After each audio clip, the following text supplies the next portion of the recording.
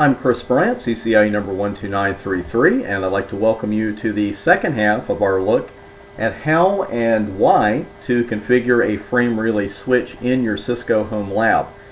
Again, even if you're not working with a Cisco Home Lab right now, there's some excellent review here as far as frame relay and directly connected serial interfaces, and it's definitely something you want to consider in the future because it's never been more affordable or easier to get used Cisco routers and switches and put together your own home lab. There's nothing like working with the real thing when you're getting ready for certification exams and bigger and better things in the real world. So let's take a quick look, a quick review from the first video. And what we're doing is we're going to configure a single Cisco router to serve as our frame relay cloud, and we're going to do that by configuring it as a frame relay switch, or enabling its frame relay switching capabilities, I should say, because even though we're making it a frame switch, that doesn't mean it's the only thing the router can now do. And let's take a look at our physical setup. We discussed this in video 1, the kind of cables you'll need, what our connections are, so you might want to take a note or two here on the diagram before you proceed with the video. But now we're going to go to our Cisco router that I've configured as a frame relay switch. And we're going to start off by taking a look at its configuration. So I have already pre-configured it, but I've also left a little error somewhere for us to catch, because troubleshooting is certainly part of the job and it's part of getting ready for your exams as well. The first thing you've got to have is the frame relay switching command. You can't progress with anything else that we're looking at here until you put that command on the router. If you try to, and you go, say, to the interface and try to put on the commands we're going to look at here in a moment, you're going to get a message from the console almost immediately saying you've got to enable frame relay switching first. It's one thing I really like about Cisco equipment is that if you've left a command out, the router's generally going to say, hey, here's what you left out. Not always, but a lot of the time. Now you'll notice that I've got an Ethernet 0 and Serial 0 interface here, and I have IP addresses on those.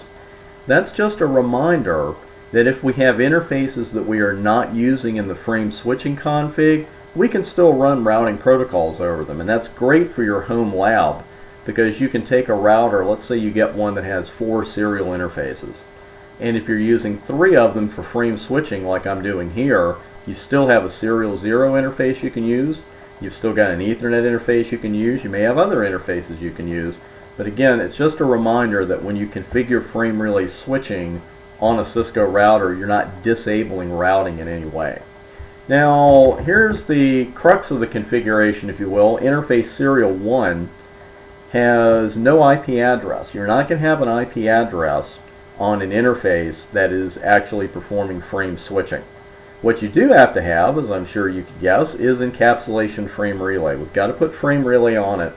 And you'll see I put the no frame relay inverse ARP command really out of habit more than anything else. The clock rate 56,000 command is there because this is the DCE end of a DTE DCE connection. And as we know from our CCNA studies, you've got to have a clock rate supplied by the DCE end of the connection. That's important to remember for directly connected serial interfaces as well, because that's what we have here in our home lab. I've got the frame relay interface type DCE command there telling frame relay, hey, this is the DCE end. And the most important command is the frame relay route command. Now, the first time you configure a frame relay switch, this part can be a little tricky. But once you get used to it, it's really not difficult at all. You just have to follow along with the syntax. The command is frame relay route. Then you've got to supply the DELC, and that is the incoming DELC. Then the word interface, followed by the exit interface and the exit DELC. So let's bring the diagram back up one more time and we'll trace what I'm talking about there. Here we're saying on the frame relay switch, if data comes in on serial 1 on DELC 122, then we want to frame switch it out serial 2 on DELC 221. And that's exactly what we've got for the command. Frame relay route, incoming DELC, then the word interface, exit DELC. Now I've got a hub and spoke router configuration here today, so I've got 2 frame route statements on serial 1 and then only 1 on each of serial 2 and 3, but the concept is the same. You're simply saying when data comes in on this interface that I'm configuring on this DELC, then I've got the word interface, and then I've got the exit interface, and I've got the exit DELC. So another thing with that, before we look at verifying your configuration, and really that's all there is to frame switching. It's very simple to configure, and the other thing is you don't have to remove that if you're running, let's say you're running a protocol on Ethernet 0 and Serial 1. Remember, those are the 2 interfaces that we had left over. Well, let's say that I'm running OSPF on those. When I'm done with this lab, what I'll do is manually remove, say, the IP address from those interfaces, and I will take off, say, this route map. Let's say I'm configuring BGP and I don't need this anymore. I will not just do a write erase on the entire router and then reload it, because then what do I have to do? I have to put that frame relay switch config back in. If you choose to do a write erase on it, the best thing to do is just to copy this particular part of the configuration, the frame relay switching configuration, just copy that to Notepad, and then when you bring the router back up out of setup mode and you're at the prompt, just put this right back, just paste it right back in. That's really the easy way to go.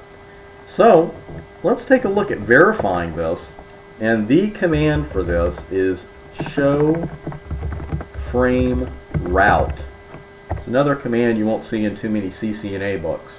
Show frame route. Now we've got active and inactive for status, and sometimes in your CCNA studies you get thrown a little curve because something that sounds good isn't good. Like EIGRP active routes, we have active routes and we have passive routes.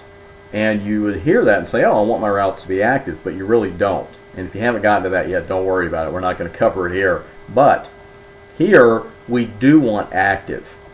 And the reason that I bring this particular topic up right now, first off, when you're working in a home lab, as I tell students, the best thing that can actually happen to you is for you to mess a lab up a little bit. Because you're not really hurting anything. It's a home lab. And that's really how you learn, is by fixing a mistake. That obviously if you go to work and you introduce errors on purpose so you can fix them, you're not going to last very long. So don't do that. But what we've got here is a couple of inactive frame routes. And the reason I put this particular error in is that it's easy to get fixated on one device when you're troubleshooting. And here's a little troubleshooting tip for you. You can't do that. And it's really easy, especially if it's the first time that you put a frame route configuration on and you're working with it and you think you've got all your DELCs right and you run show frame routes like, hey, this isn't working.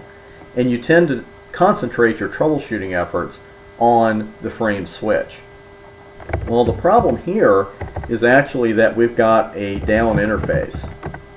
And this is easy to do when you're in a home lab, and I'll bring that back down so you can see it.